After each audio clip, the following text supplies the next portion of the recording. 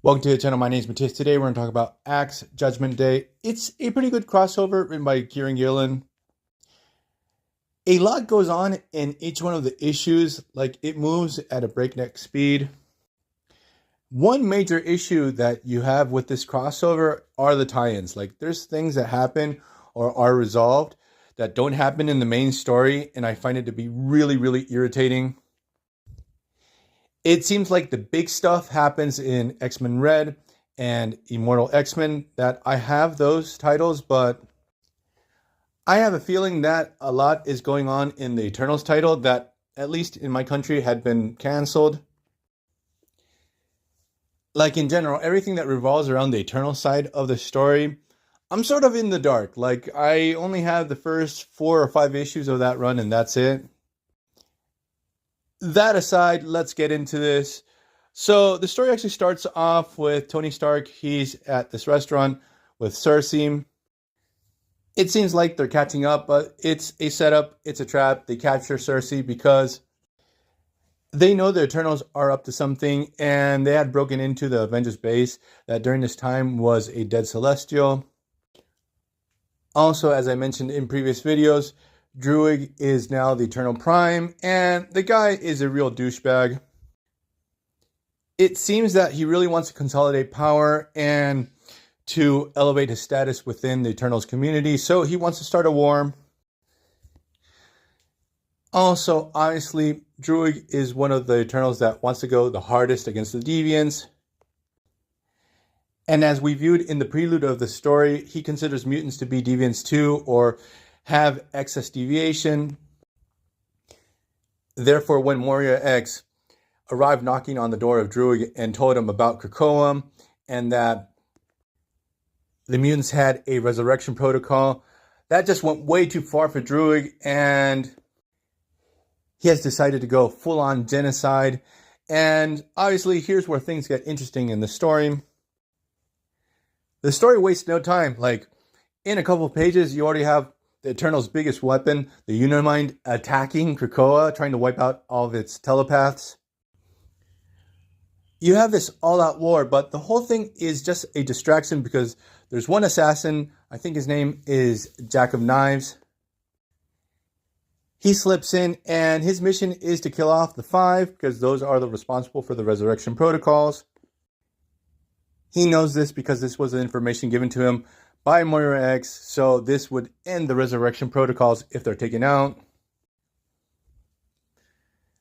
So the thing is that the Eternals are taking things up to 11, because while all this is going down, Druig unleashes Uranos. Now, this Eternal I know nothing about, because obviously he was set up in the Eternal series of this time. The thing is that he is Druig's grandfather and Thanos' great uncle. He's crazy OP. As I mentioned previously, he's sort of like the forgotten one within humans. He was set away. He was sent to this prison called the Exclusion. He seems to be the celestial reset button. Like, if they don't like what's going down on a planet, they send Uranos. He just cleans everything out.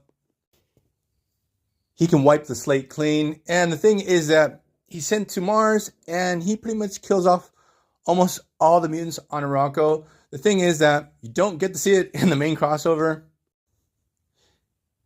You just get a reference after the deed is done with 2 panels, and that's it.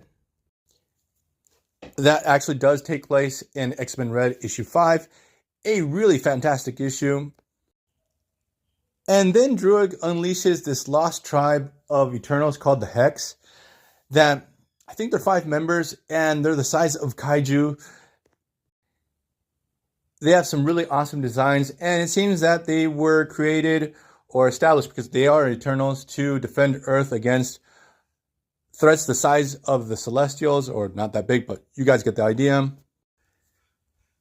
To stop really giant monsters from threatening Earth in the first place. So the Hex start attacking Krakoa. The whole battle is very gripping. Exodus really gets a shine at this moment in the story. Now, while all this is going down, we have Iron Man, Mr. Sinister, Ajax, Makari, and they hatch up this plan where they have the Avengers Celestial base, the progenitor. And through comic book science and magic or logic, whatever, they're able to reawaken the progenitor. And this whole moment of the story is pretty cool. It's really interesting to see Tony Stark working with Mr. Sinister, because also in a previous Kieran Gillen story,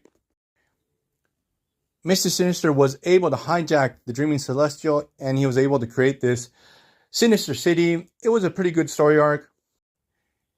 It had started the Extinction Squad era of the X-Men. It's actually pretty interesting because Ajax does remember that Sinister did this, and so she has a real axe to grind. Yeah, that's another thing. Like, they gender swapped Ajax and Makari for the story. I guess because they were female in the movies and whatever. The thing is, in that original Sinister story, during that X-Men run, I thought it was really weird that the Eternals never popped up to stop Sinister in the first place. So what happens is, our heroes, the Avengers, teaming up with the Eternals, are able to reawaken the progenitor, and things go south really fast. So, in classic Marvel crossover fashion, it's not a good crossover if Tony Stark doesn't screw up, even though it's not all of his fault.